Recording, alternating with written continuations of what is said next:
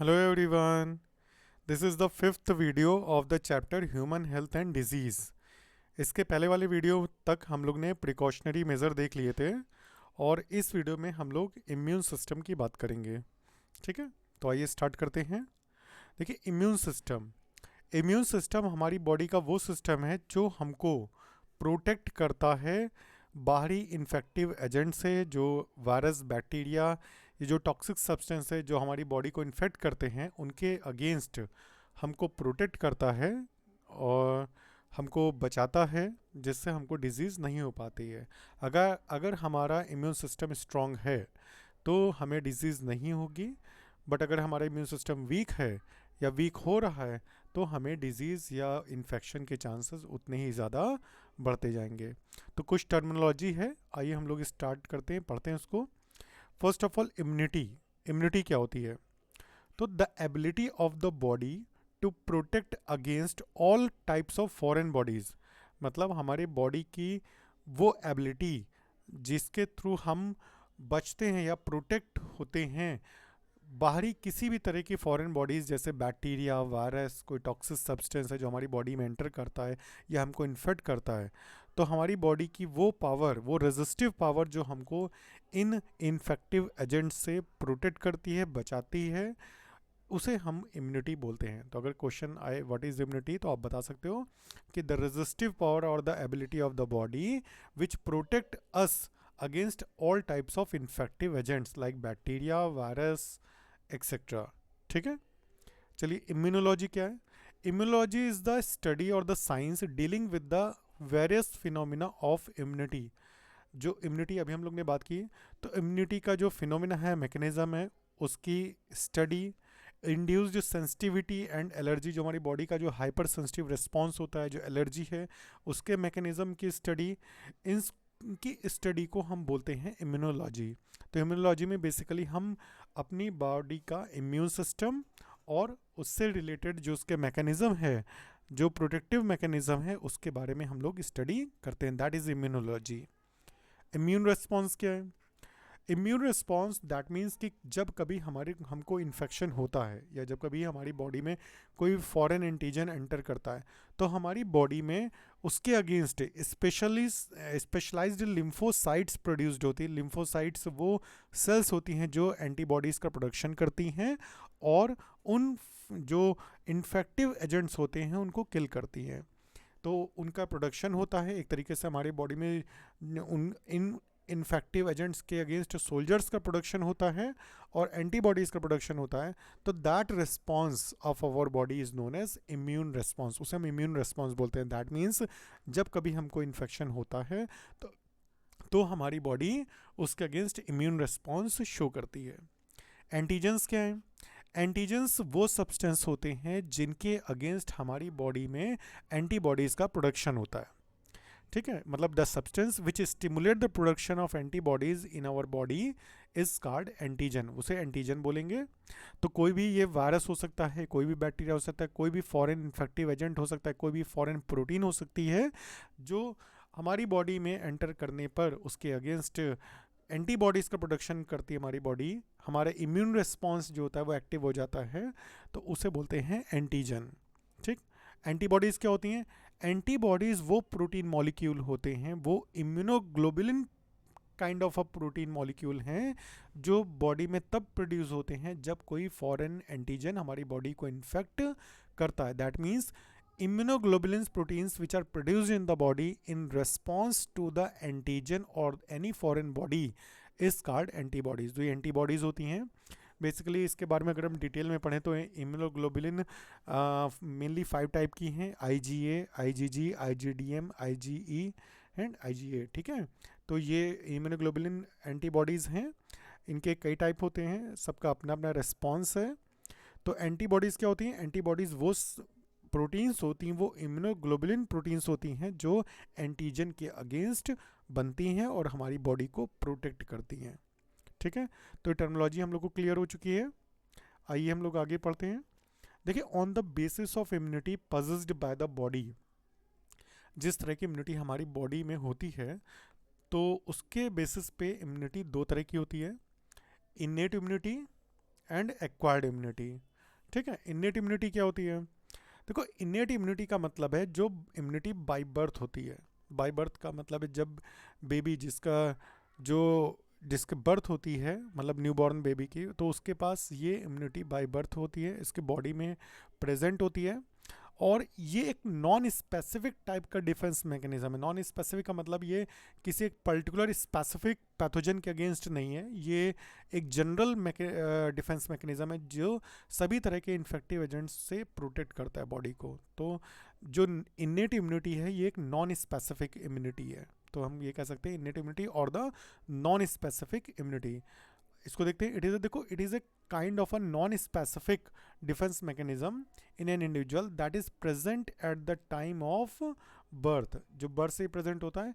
It works by preventing the entry of the pathogen. Generally ये जो immunity होती है इस जो भी पैथोजन है या जो भी इन्फेक्टिव एजेंट्स हैं उनको बॉडी के अंदर एंटर करने से रोकती हैं। ये एक बैरियर की तरह बिहेव करती हैं, ठीक है।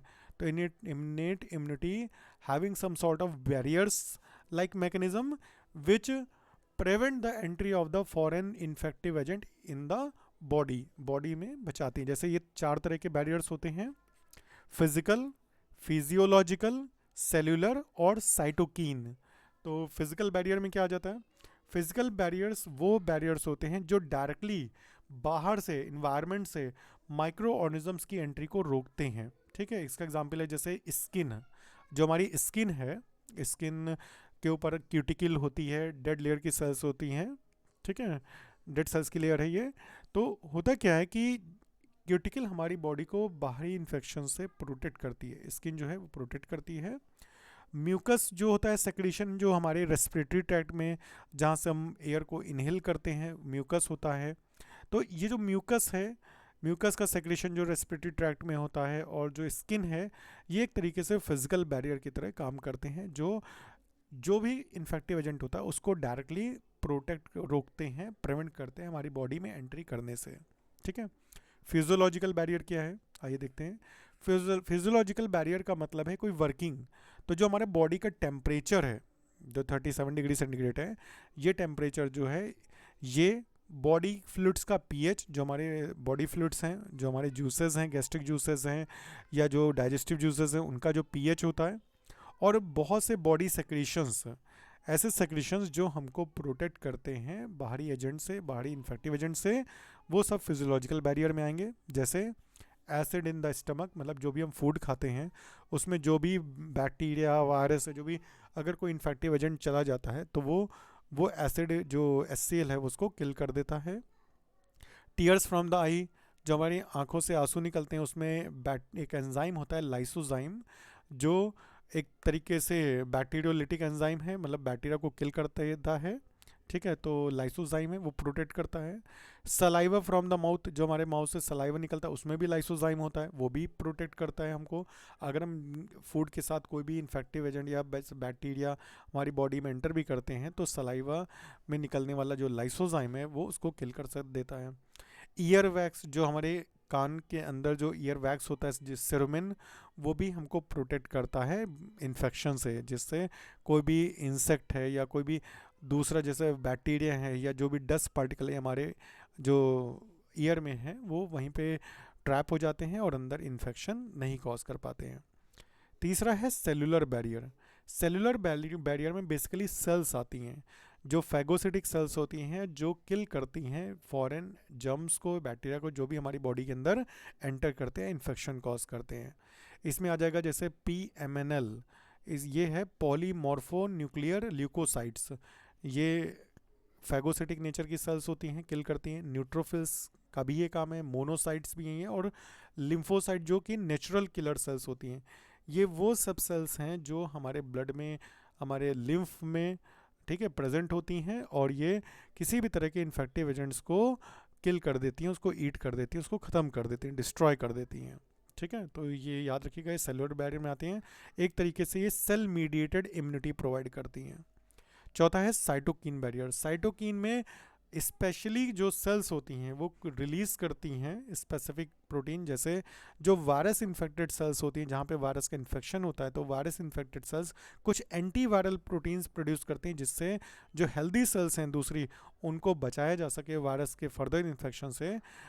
एग्जाम्पल जैसे इंटरफेरॉन्स वो एंटी वायरल प्रोटीन्स होती हैं जो सेक्रेटेड होती हैं वायरस इन्फेक्टेड सेल्स से, और जो दूसरी हेल्दी सेल्स को प्रोटेक्ट करती हैं, दूसरा फर्दर आगे वायरल इन्फेक्शन को फैलने से रोकती हैं, उनको इन्फेक्ट होने से रोकती हैं।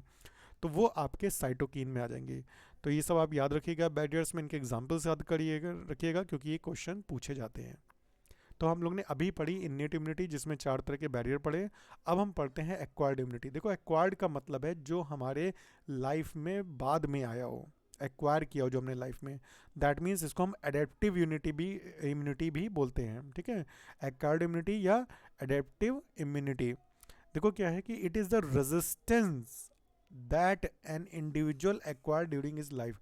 मतलब जो भी इंडिविजुअल इस जो रेजिस्टिव पावर जिसको वो बाद में अपने लाइफ में, मतलब उसको बाय बर्थ नहीं मिलता है, जो इम्यूनिटी उसके बाद में उसके लाइफ में एक्वायर होती है, जो डेवलप होती है, उसे हम एक्वायर्ड इम्यूनिटी बोलेंगे।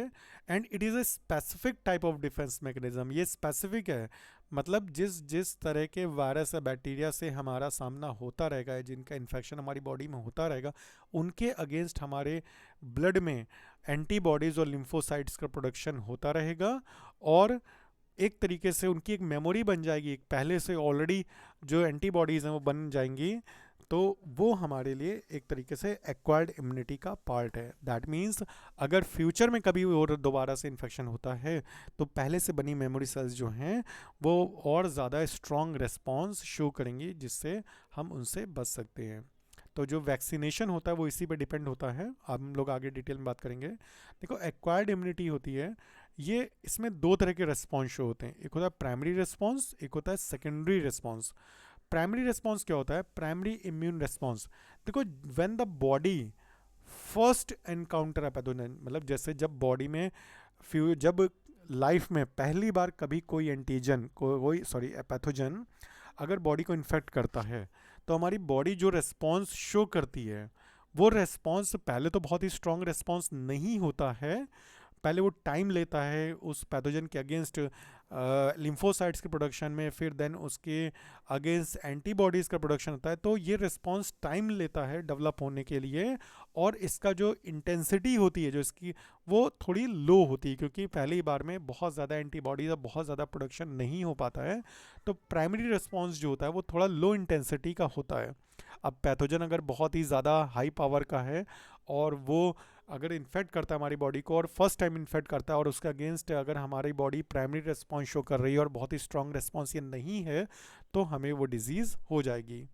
इसीलिए क्या करा जाता है, जब बच्चों में वैक्सीनेशन का रखा जाता है, वैक्सीन्स दी जाती हैं बच्चों को, बर्थ से लेकर के 5 इयर्स तक उनको कई वैक्सीन्स दी जाती हैं। वो वैक्सीन्स एक्चुअली उनके लिए ट्रेनिंग होती है उनकी बॉडी के लिए, जिन वैक्सीन्स में हम उनको हीट किल्ड माइक्रोब बैक्टीरिया ये सब उनको देते हैं, जिससे उनकी बॉडी में उनके अगेंस्ट पहले से ही ऑलरेडी एंटीबॉडीज़ का फॉर्मेशन हो जाता है। दैट मीन्स उनकी बॉडी जो है वो प्राइमरी रिस्पॉन्स ऑलरेडी शो कर लेती है, ताकि इन केस फ्यूचर में कभी वो एक्चुअल बैक्टीरिया जो डिजीज़ कॉजिंग बैक्टीरिया, जब वो कभी आपको इन्फेक्ट करे, तो ऑलरेडी आप में जो पहले से प्री फॉर्म्ड एंटीबॉडीज़ थी, जो उन बैक्टीरिया के पहले से जो मेमोरी सेल्स थी, वो हेल्प करती हैं, तुरंत सेकेंडरी रिस्पॉन्स शो करती हैं, जो एक हाई इंटेंसिटी रिस्पॉन्स होता है, और हम उस पावरफुल पैथोजन से भी बच जाते हैं। तो जो सेकेंडरी रिस्पॉन्स होता है वो होता है सेकेंडरी रिस्पॉन्स, और एनमेस्टिक इम्यून रिस्पॉन्स बोलते हैं उसको। That means when the body encounters the same pathogen second time, जब सेकेंड टाइम वही सेम पैथोजन अगर आपको बॉडी को इन्फेक्ट करता है, तो आपकी बॉडी बहुत हाईली इंटेंसिफाइड और क्विक रिस्पॉन्स शो करती है, उसके अगेंस्ट एंटीबॉडीज़ का प्रोडक्शन करती है, जिससे जो है हम उस पर्टिकुलर पैथोजन के अटैक से बच जाते हैं, और इसे हम बोलते हैं सेकेंडरी इम्यून रिस्पॉन्स।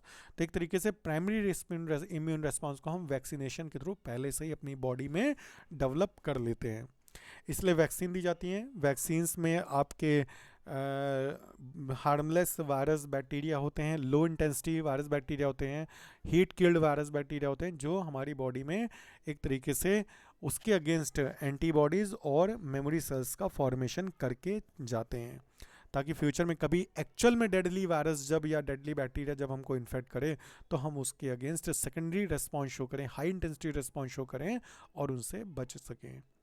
तो चलिए इसके बारे में थोड़ा सा और बात करते हैं।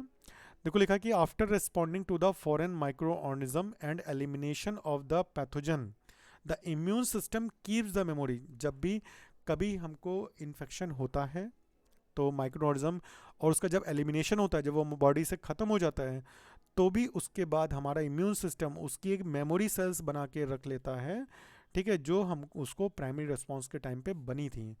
और जब कभी ड्यूरिंग इट सेकंड एनकाउंटर, जब कभी सेकंड उसी सेम पैथोजन से एनकाउंटर होता है, तो वो पहले से बनी मेमोरी सेल की हेल्प से बहुत ज़्यादा अमाउंट में एंटीबॉडीज़ का प्रोडक्शन करता है और एक high intensified immune response show करता है, सेकेंड रिस्पॉन्स, और अपने आप को जो बॉडी होती है वो प्रोटेक्ट कर लेती है। तो जो प्राइमरी और सेकेंडरी इम्यून रिस्पॉन्स है, these are carried out with the help of two special type of lymphocytes. दो तरह की स्पेशल लिम्फोसाइट्स होती हैं ब्लड में, एक होती हैं बी लिम्फोसाइट्स, एक होती हैं टी लिम्फोसाइट्स। ये आप लोग याद कर लीजिएगा, टी लिम्फोसाइट्स होती हैं और बी लिम्फोसाइट्स होती हैं, ठीक है। टी लिम्फोसाइट्स हेल्प करती हैं बी लिम्फोसाइट्स का for the production of antibodies, और टी सेल्स जो होती हैं वो मेमोरी फॉर्म में बन करके रह जाती हैं, ठीक है, हेल्प करती हैं। चलिए आइए देखते हैं यहाँ पे पहला primary response, then secondary response. देखिए प्राइमरी रेस्पॉन्स में क्या होता है, जो अभी बी सेल हैं वो बिल्कुल नेव हैं, बिल्कुल कहते हैं कि उनको कुछ भी नहीं पता है, अभी बिल्कुल नौसिखियाँ हैं। तो जब उनके अगेंस्ट पैथोजन अटैक करता है तो वो एक्टिवेटेड होती हैं, यहाँ पे देखिए, और प्लाज्मा सेल्स जो हैं वो एक लिम्फॉइड टिश्यू में बन करके प्रोडक्शन करते हैं एंटीबॉडीज़ का। तो आईजीजी आईजीएम एंटीबॉडीज़ बन जाती हैं और उनको बनने में लगभग करीब 10 दिन लग जाते हैं। नीचे यहाँ डेज देखिए, लगभग 10 से 12 दिन लग जाते हैं उनको बनने में। अगर ये जो पैथोजन एंटर किया है, अगर ये बहुत ही स्ट्रॉन्ग हुआ तो 5 से 10 दिन में ये आपकी बॉडी का काफ़ी पोर्शन इन्फेक्ट कर देगा और हो सकता है आपको डिजीज़ हो जाए और डेथ भी हो सकती है। तो प्राइमरी एंटीबॉडी का जो रिस्पॉन्स होता है वो बहुत ही स्ट्रॉन्ग नहीं होता फर्स्ट इन्फेक्शन में। लेकिन अगर मान लीजिए आप उसके अगेंस्ट बच जाते हैं तो आपके पास पहले से जो बी सेल्स हैं उनकी मेमोरी बनी रहती है, मतलब ऑलरेडी आप ये बी सेल्स गेन कर चुके हैं, मेमोरी सेल्स। तो नेक्स्ट टाइम जब कभी आपको इन्फेक्शन होता है तो पहली बार जो पीक आप देख रहे हो, ये देखो इतना पीक है, लेकिन नेक्स्ट टाइम जब इन्फेक्शन होता है तो ऑलरेडी बनी जो मेमोरी सेल्स है, अब उसको ज़ीरो से नहीं स्टार्ट करना है, उसके पास ऑलरेडी बी सेल्स हैं बनी, तुरंत वो पहले की बनी मेमोरी बी सेल्स और न्यू बी लिम्फोसाइट्स मिल करके बहुत ज़्यादा एंटीबॉडी का प्रोडक्शन करेंगी और एक हाई पीक जो है वो होगा, हाई पीक वैल्यू होगी एंटीबॉडी रेस्पॉन्स की, और उस पैथोजन को किल कर दिया जाएगा। तो जो सेकेंडरी इम्यून एंटीबॉडी रेस्पॉन्स होता है वो हाई पीक पे होता है, बहुत ज़्यादा इंटेंसिफाइड होता है और बहुत कम टाइम में, विद इन 5 डेज़ के अंदर ये रेस्पॉन्स, ये हाई पीक मिल जाता है। तो इस तरीके से हम प्रोटेक्ट हो जाते हैं। तो इसीलिए जो भी डेडली डिजीज़ होती है उनके लिए ऑलरेडी पहले से वैक्सीन जो है बच्चों को लगा दी जाती हैं, जिससे उनके बॉडी में उन पैथोजन या बैक्टीरिया के against already pre formed antibodies present हो जाएं, मेमोरी सेल्स बन जाएं, जिससे फ्यूचर में कभी एक्चुअल वायरस या कोई बैक्टीरिया जब उनको इन्फेक्ट करे उस डिजीज़ का, तो उसके अगेंस्ट वो सेकेंडरी, उनकी बॉडी जो है वो सेकेंडरी इम्यून रिस्पॉन्स शो करे और अपने आप को प्रोटेक्ट कर पाए। तो आई थिंक ये आपको क्लियर हो गया होगा। चलिए हम लोग लिम्फोसाइट्स की बात करते हैं। दो तरह की लिम्फोसाइट जो बहुत मेन है इम्यून रिस्पॉन्स के लिए, एक होती हैं बी लिम्फोसाइट्स और एक होती हैं टी लिम्फोसाइट्स। तो बी लिम्फोसाइट्स, इनको हम बी सेल भी बोलते हैं। ये बी लिम्फोसाइट मेनली एंटीबॉडीज़ का प्रोडक्शन करती है, ठीक है, खुद ये डायरेक्टली नहीं लड़ती हैं, एंटीबॉडीज़ का प्रोडक्शन करती हैं। तो इसीलिए ये एक ह्यूमरल इम्यून रिस्पॉन्स शो करती हैं। ह्यूमरल इम्यून रिस्पॉन्स का मतलब है जो ह्यूमर मतलब फ्लूइड के थ्रू अटैक करती हैं। फ्लूइड मतलब वही एंटीबॉडीज़ जो प्रोटीन बनती हैं फ्लूइड में, उसकी बात कर रहे हैं। तो देखो, the B lymphocyte produces an army of proteins in response to pathogens into our blood to fight with them, मतलब उन पैथोजेंस के अगेंस्ट फाइट करने के लिए वो हमारे ब्लड में बहुत सारी इम्यूनोग्लोबुलिन प्रोटीन्स फॉर्म कर देती है, और उनको हम बोलते हैं एंटीबॉडीज़। तो बी सेल्स का काम होता है फॉर्मेशन ऑफ एंटीबॉडीज़। तो वो एंटीबॉडीज़ जब ब्लड में प्लाज्मा में फॉर्म हो जाती हैं तो वो ह्यूमरल इम्यून रिस्पॉन्स शो करती हैं। जबकि जो टी सेल्स होती हैं, टी लिम्फोसाइट्स होती हैं, ये सेल मीडिएटेड इम्यूनिटी शो करती हैं। That mean T cells themselves, मतलब ये खुद एंटीबॉडी नहीं प्रोड्यूस करती हैं, बट ये बी सेल्स को हेल्प करती हैं एंटीबॉडीज़ के प्रोडक्शन में। तो टी लिम्फोसाइट्स का वर्क होता है, ये बी लिम्फोसाइट्स की हेल्प करती हैं for the production of antibodies, और डायरेक्टली ये लिम्फोसाइट्स खुद भी अटैक करती हैं। तो ये सेल मीडिएटेड इम्यूनिटी शो करती हैं। यहाँ पे चलिए हम लोग देखते हैं कि जो ह्यूमरल इम्यून रिस्पॉन्स है उसमें एंटीबॉडीज़ का प्रोडक्शन इन्वॉल्व होता है, जो कि हमारे ब्लड या फ्लूइड में होती हैं। जबकि सेल मीडिएटेड इम्यूनिटी जो है, it is an immune response that does not involve antibodies. That means ये इसमें एंटीबॉडीज इन्वॉल्व नहीं होती हैं। It involve the activation of phagocyte. Phagocyte वो सेल्स होती हैं जो दूसरी सेल्स को खा जाती हैं। फैगो मतलब ईटिंग, दूसरी सेल्स का मतलब है पैथोजेंस को। तो दैट मीन्स इसमें फैगोसाइट जो साइट्स होती हैं वो एक्टिवेट होती हैं। Antigen specific cytotoxic T lymphocytes होती हैं जो स्पेसिफिक होती हैं किसी पर्टिकुलर पैथोजन के लिए, उनको किल करने के लिए टी लिम्फोसाइट्स होती हैं, उनका प्रोडक्शन है। And the release of various cytokines, जो भी हमने इंटरफेरॉन्स देखे थे, उनका जो रिलीज होता है, जो सेल्स रिलीज करती हैं इन रिस्पॉन्स टू एंटीजन, वो आपके सेल मीडिएटेड इम्यूनिटी में आता है। That means cell mediated immunity में कोई फ्लूइड एंटीबॉडीज़ नहीं रहेंगी, उसमें डायरेक्ट जो सेल्स हैं वो होंगी, जैसे फैगोसिटिक सेल्स जो होती हैं, जैसे साइटोटॉक्सिक टी लिम्फोसाइट्स होती हैं। ये आपके सेल मीडिएटेड इम्यूनिटी प्रोवाइड करती हैं, क्योंकि इसमें सेल जो है वो डायरेक्टली फाइट कर रही हैं। ठीक है। और ह्यूमरल इम्यून रिस्पॉन्स में सेल जो होती हैं, जैसे बी लिम्फोसाइट जो है वो प्रोडक्शन करती हैं एंटीबॉडीज़ का, जो वो प्रोटीन्स हैं जो किसी भी पैथोजन को इनएक्टिवेट करती हैं। बाद में लिम्फोसाइट्स उनको क्या कर देती हैं, जो फैगोसिटिक लिम्फोसाइट होती हैं वो उनको किल कर देती हैं। जैसे हमने अभी पढ़ा था PMNL, पॉलीमॉर्फो न्यूक्लियर लिम्फोस, जो ल्यूकोसाइट था, जो नेचुरल किलर सेल्स थी, ठीक है, मोनोसाइट्स थी, वो उनको बाद में किल कर देती हैं। तो आई थिंक कि आप लोग को ये समझ में आ गया होगा। इनकेस अगर कोई डाउट है तो आपको नेक्स्ट वीडियो में हम आपको अभी एंटीबॉडी का मॉलिक्यूल भी बताएंगे, और आपको इसके बारे में, इम्यून रिस्पॉन्स के बारे में और भी इंफॉर्मेशन देंगे। ठीक है। तो इसको ज़रूर पूरा वीडियो देखिएगा, इसके पहले के भी वीडियोस सारे देखिए, जिससे आपका कॉन्सेप्ट जो है इम्यूनिटी के अगेंस्ट, लिम्फोसाइट्स के अगेंस्ट, जनरली जो लिम्फोसाइट्स होती हैं वो एक तरीके से ल्यूकोसाइट का पार्ट होती हैं, WBCs का। ठीक है। ये हम लोग ने पहले पढ़ा था कि जो ब्लड का जो कंपोजिशन होता है उसमें RBC WBC प्लेटलेट होती है, जिसमें WBC जो है वो एक सोल्जर्स की तरह ऐड करती हैं। तो लिम्फोसाइट जो है उसी का पार्ट है। ठीक है। तो चलिए, थैंक यू ऑल तब तक के लिए, and have a nice day बेटा।